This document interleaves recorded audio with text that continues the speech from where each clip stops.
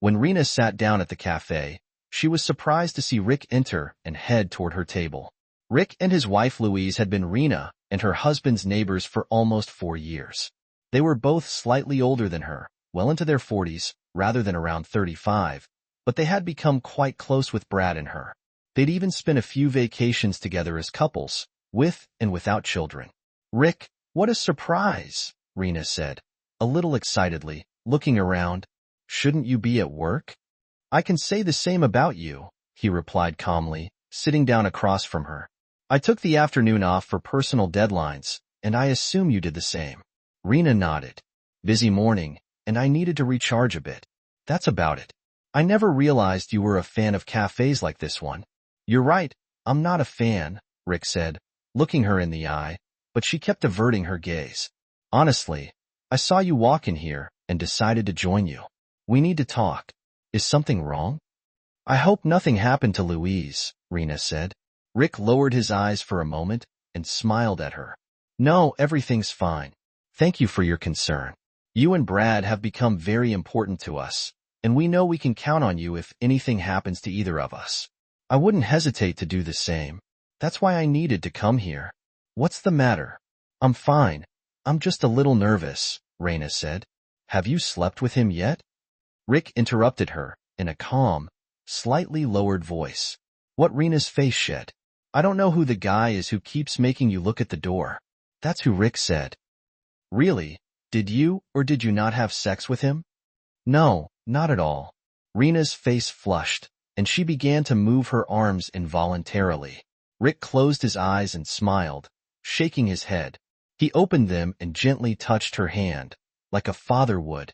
"You have to listen to me. I'm going to tell you what's going on, what you probably think about what's going on, and finally, what he thinks about it. That's really important." Rena only nodded. "He's charming, either younger or more successful than Brad. He seems to have some better qualities than your husband, and he let you pour your soul out to him. He also compliments you very well when you have a need for someone. He is always there for you, and will sacrifice something for it at some point. How so far, so right?" Ray felt her body tense up. "How do you know? Does Frank know?" "He suspects, of course." "He suspects," Rick said. "And you know he suspects, but he has no proof. I'm sure those suspicions made you make him feel like an idiot. Here's what happened. 2 important events happened in the last 2 weeks, and you missed them both for the same reason. Something happened to Mr. Charming, and he needed you as a friend.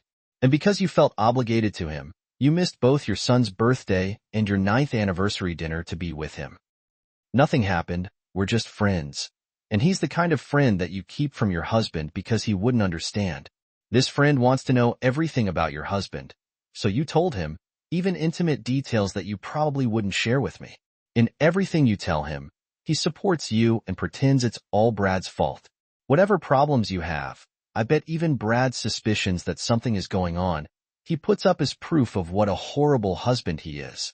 Was it the day you missed your son's party or dinner with your husband that he kissed you and confessed his attraction?" Ree's jaw dropped. "How do you know that?" "When she lowered her face and her hand trembled slightly when I missed our anniversary. He was depressed because an old friend of his died. It just happened, but I stopped it right away." Rick nodded. "So here's an honest look at what happened. From your defensive behavior to the fact that you're sitting here right now, waiting for him. I think things went a little further than just a kiss, no sex, but far enough that if you caught Brad doing the same thing, you'd consider it cheating. Still, you think it's partly Brad's fault because he's not the husband you want. As Mr. Charming helpfully points out, he's just a friend giving you something you think you're not getting at home. Nevertheless, you're attracted to him, and his attention is mildly disturbing, but you don't plan on crossing that line. You've probably convinced yourself that you haven't done it yet, but a big part of you already feels guilty and hopes Brad never finds out. Are you going to tell him?" Rena asked. "So you're admitting that I've been right so far," Rick clarified. "I have to say that guessing how you feel makes it easier to interpret your actions. We slept together, but I couldn't get over it," Rena said, her eyes watering. "He understood and just held me while we slept. We did some things but stayed in our clothes, mostly. Brad is being so stupid, and I was angry and drunk. With that, you pretty much proved him right," Rick said. No, I'm not going to tell Brad any of this, but he'll figure it out for himself. Okay, now here's what he thinks is going on. Mr. Charming sees an attractive woman who's busy. He sees vulnerabilities that he can use to manipulate her. Rena flinched, but Rick stopped her with a calm hand gesture. Mr. Charming knows this as he has experience in this matter. Pardon the bad cliché, but this isn't his first rodeo. See, you're assuming that you're the one he's targeting. You're not stupid enough not to realize that he wants to sleep with you since you started dating him behind your husband's back. The allure makes you think it's all about something special between the two of you and provides what your husband is missing. I, and Charming, tried like hell to point out everything your husband is missing. That's because it's not about you. It's about Brad. Charming gets a thrill knowing he's taking something away from Brad. That's why he convinced you to skip two very important events to show that he means more to you than Brad. It was no coincidence that the death of a friend and whatever other crisis it was happened, just as you missed both events. Brad's birthday is in 3 weeks, and something is bound to happen that will cause you to change all your plans because it has to do with Brad. He won't do that, Rick raised an eyebrow. You were in the arms of Mr. Charming while your husband waited at the restaurant for an hour before you finally texted him that you weren't coming, that you stayed late for a friend at work who got food poisoning. You weren't even creative enough to give me a name, probably so Brad couldn't check, and now you're waiting for Mr. Charming, skipping work. You've shown your current priorities, and they certainly aren't your marriage. He wants me, Rena said. That's all he doesn't want Brad to know, as much as I do. He doesn't even know my husband. No, Charming knows a lot about him because he's been asking you about every detail. He knows Brad through you. Mr. Charming knows damn well that Brad has every right to be suspicious, and he also knows that he can convince you that it's an overreaction. He needs that suspicion, that growing wedge between the two of you.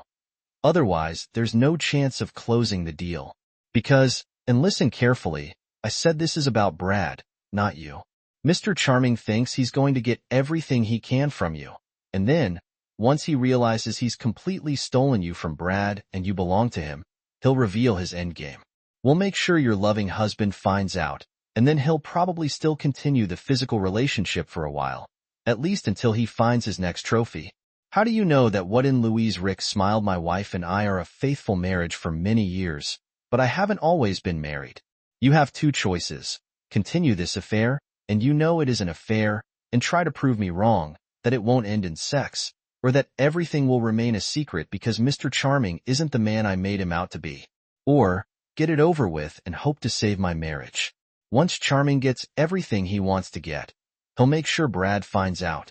Maybe even lie about you guys going farther than you really did. Rena, please, I can't. Brad can't find out, Rick said. He walked over to her, hugged her soothingly, and whispered in her ear, then don't do anything. Don't even peck anyone on the cheek without your husband knowing. Otherwise, I'm damn sure he'll find out. Rena, is that man upsetting you? Came a voice from behind them. Rick turned around and saw a young guy, tall and slender, with a huge beard. Well, you must be Reed, and I'm Brad, Rick said, holding out his hand for a handshake. The other man slowly did the same. He grabbed Reed's hand and squeezed hard. Rick pulled him closer to whisper in his ear, twisting one finger away from him. Listen to me. You vomit. You make a scene, and that finger will be broken. You don't talk to my wife. You don't talk about my wife, or I'll kill you. You are not her husband, Reed said, with pain in his voice. Wrong, since you care about who I am. Just between you and me, I'm the only one you can talk to about this. Otherwise, you've got your fingers partially in the cookie jar, but don't risk losing your hand. She's not worth it, is she? No, definitely not, Reed said, rubbing his hand after Rick let go of it. Damn, waste of time.